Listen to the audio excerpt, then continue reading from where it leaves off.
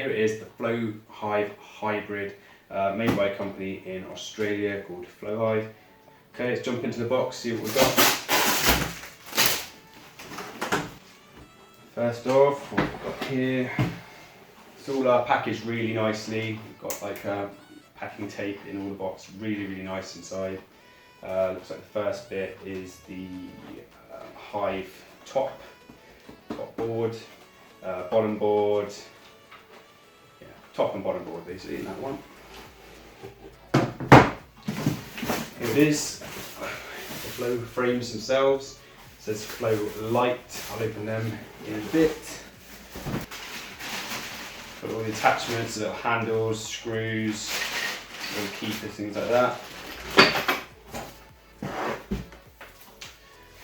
These are going to be the actual frames themselves, with some assembly required, it looks like.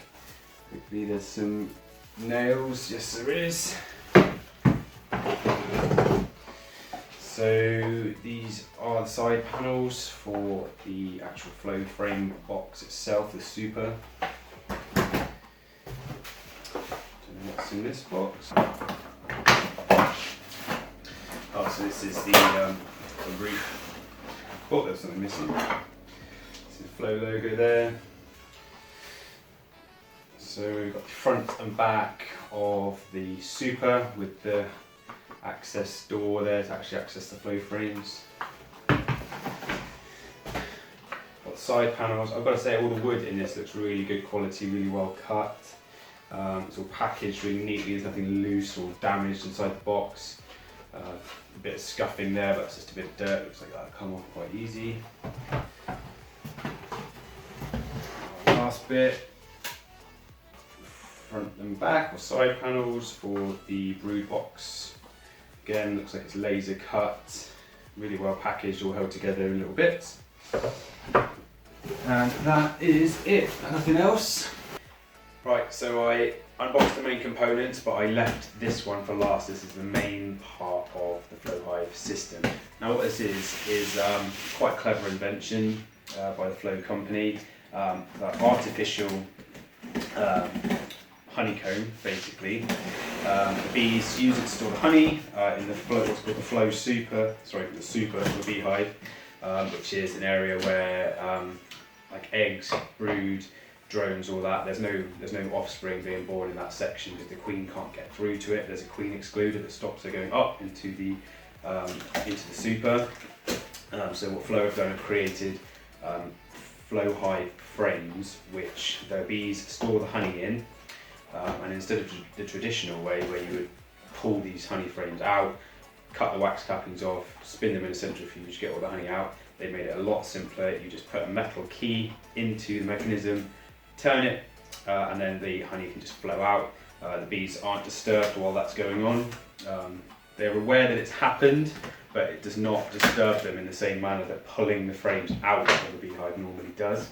So it's quite clever, quite good as well, because the bees can reuse a lot of the wax straight away. It's quite easy. They pull the cappings off, they get rid of them, and then they reset the frames basically. So let's have a look. They're all individually packaged. Got 4 boxes inside. So again, really good packaging by Flow. They're really careful for anything not to be damaged. So what do we have in each box? We have the Flow frame itself. Really well made, I can tell straight away, pulling it out. Really solid, doesn't feel flimsy. You can see the honeycomb shape there. That is the front. So this faces towards the front of the hive. This will be more obvious when I put it all together. You've got the little access door there, you open that. Also in the box is just a tube that basically goes in. And when this is full, when the bees have filled this with honey, you can see from the front, because all these channels will all be filled with honey. You can also look from the side view as well, and you'll be able to see if they've actually capped the cells. So when that is done and you're happy that there is pretty much 100% honey in there, pretty much full, you can put your tube in, put your jar underneath, and then there's a part at the top here for a key, which I'm sure is in the box somewhere. Stick it in, turn the key, and that causes all the cells to shift, making channels so the honey can just flow down, and then it flows out of this main channel here and into your collection jar or whatever you want to use really. So there's 3 of them in the Flow Hybrid. There's probably others you've seen have a lot more flow frames. The reason I went for the smaller one, a few different reasons. One of them was price. This is actually the cheapest Flow Hive that Flow do, and that was a consideration because they are a little bit pricey. Really good technology, but more expensive than a traditional Beehive, definitely. Another reason was it's getting later in the summer now. We've had some of the nectar flow already for all the fruit trees, so like I've got a pear tree outside, that's flowered already. There's loads of cherry trees nearby, they've all flowered, so they've flowered and they're already starting to grow fruit. So the nectar flow for those plants is already over. So I've only got a few parts of the nectar flow left, if you like. So I thought 3 frames is better, they've got more chance of filling them up. There's a 7 frame version. I thought, I'm not holding out much hope they're going to fill that in time for the end of summer. And also I do not want to use all their honey supply, because the reason they store honey is so they can get through the winter. So by having 3 frames, I thought I could use them. Obviously when it gets towards autumn time, I'll ease off if there is any harvesting to be done, leave some honey for them. But the other cool thing about the hybrid hive is they can create their own wax, so their own comb as well in the super. So it's not just the flow frames that take up the whole of the super like a lot of the versions. It's got 3 frames, and then either side I think it's so 1 traditional frame either side, so they can draw their natural comb, put honey in it. And my plan is not to touch those ones, keep them, and then if I have to, I could swap them out with lower frames if the bees are looking like they need extra throughout the winter or approaching winter.